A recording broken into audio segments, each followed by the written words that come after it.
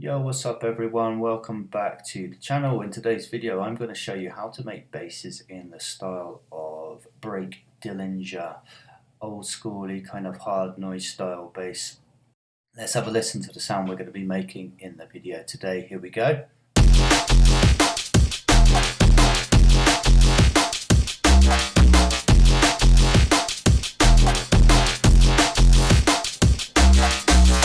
Excellent, so let's get right into it. So here we have an initialized preset. We want two oscillators set up here, so we're going to put them on 0, both of these, so they start from the same place every time.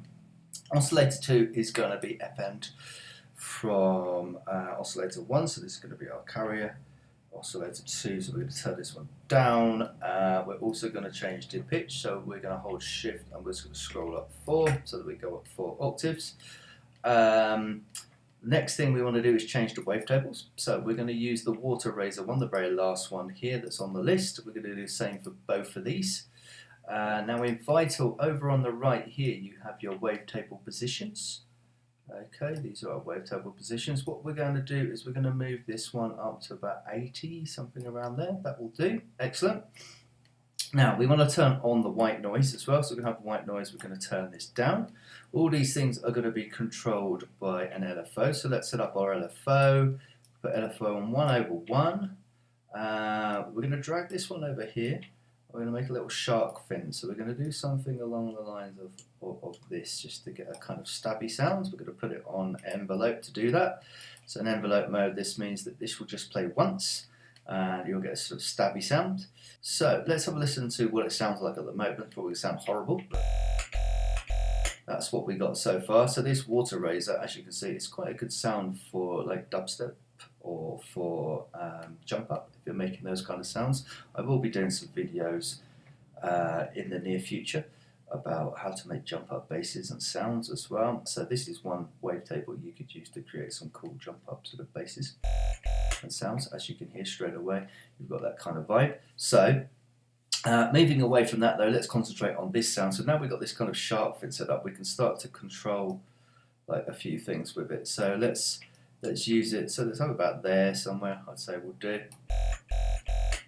We're going to control, like I say, a few things. So we know we want some FM, so we need to set up the FM. So let's go FM from oscillator 2.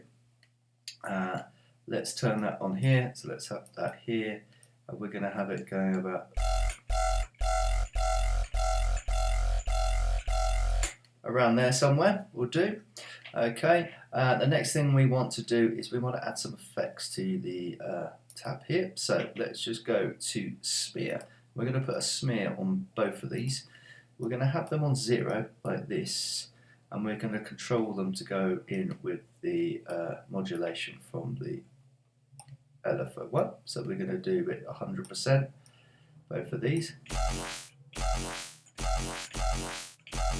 We end up getting something like that. Okay, so you can play around with, like we could play around.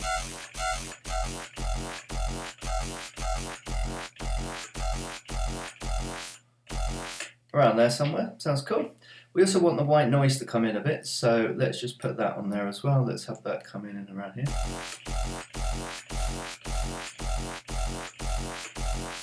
And you can guess what we're going to do with that, can't you? We're going to have some reaction between the distortion and the white noise. So you can hear there's a bit of bottom end on this sound. You would probably be wise to add a separate bottom end to this noise in the end, use this as a kind of mid-range sound.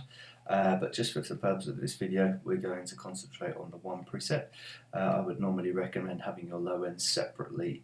With these type of sounds, you do get a kind of low end to them. Try and copy some of your settings. If you've got any particular movement, etc., you can copy those movements into your sub preset on another synth or on another instance of Vital. If you're using the same synth, you can just open that up and copy some of your settings so that it kind of follows the same kind of motions, etc. So it will fit better with your track or with the sound you're making.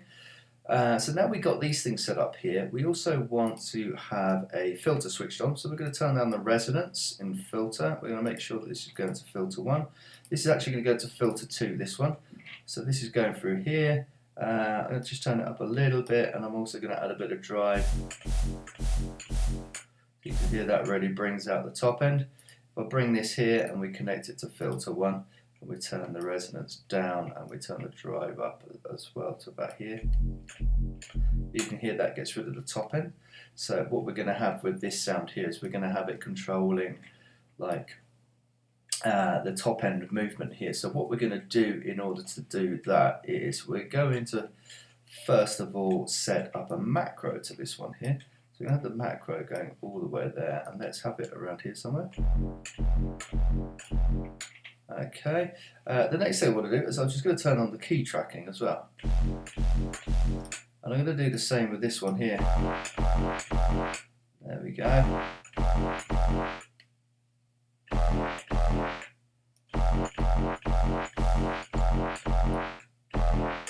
Okay, that's where we're at now. Let's go into the effects. Let's add some effects. So this is really going to bring out some life to it if we add this. I'm just going to boost the lows a little bit. I'll take the highs down a little bit, so around here somewhere, something like that. There we go, you see. So like I said, this really brings it out.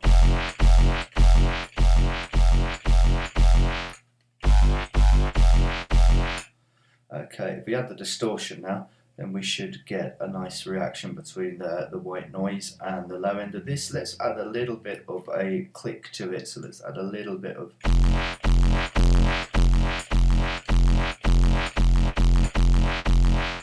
So you can see that's really gelled together, that high end noise and the low end. So we got those two gelled together now nicely.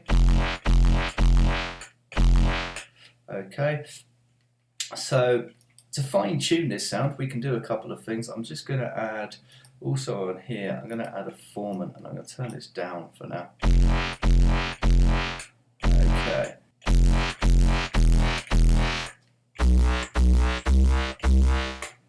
Okay, so you can hear we're getting decent sound. Let's turn it up a bit, it's a bit quiet. There we go.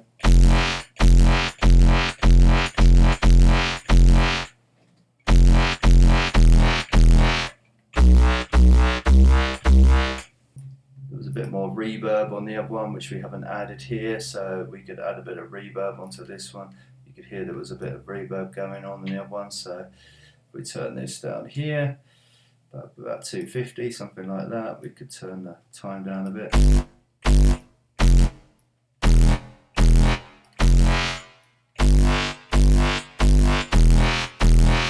Okay, so I think we're pretty much there, guys. We've got a pretty decent sound out of this so far.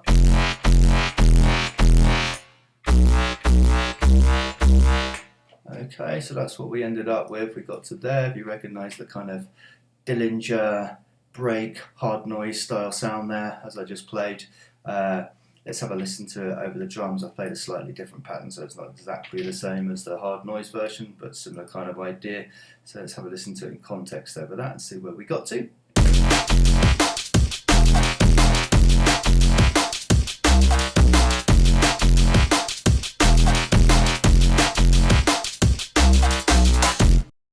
Okay, so not too bad, right? We've got a similar sort of sound. Obviously this is not mixed, it's not post-processed. So after this I would typically bounce this down. Once I've got an idea with it, I'd bounce a few different patterns and variations of the pattern. I would then start playing with post-processing. So I would start adding different effects, start changing the sound, seeing what I can come up with. Like I mentioned before, I would add a sub separately to this as well. So I would kind of low pass any very bottom end out of this sound, purely use the top end, mix with a nice clean sub underneath. Lots of things can be done to this. So guys, thanks very much for your time. Thanks for listening. Remember to hit the subscribe button if you haven't already. And lots more tips and tricks to come based on sound design for drum and bass, for electronic music, for film and TV. So I hope this one's been helpful for you guys. Thanks very much. Until next time. Peace.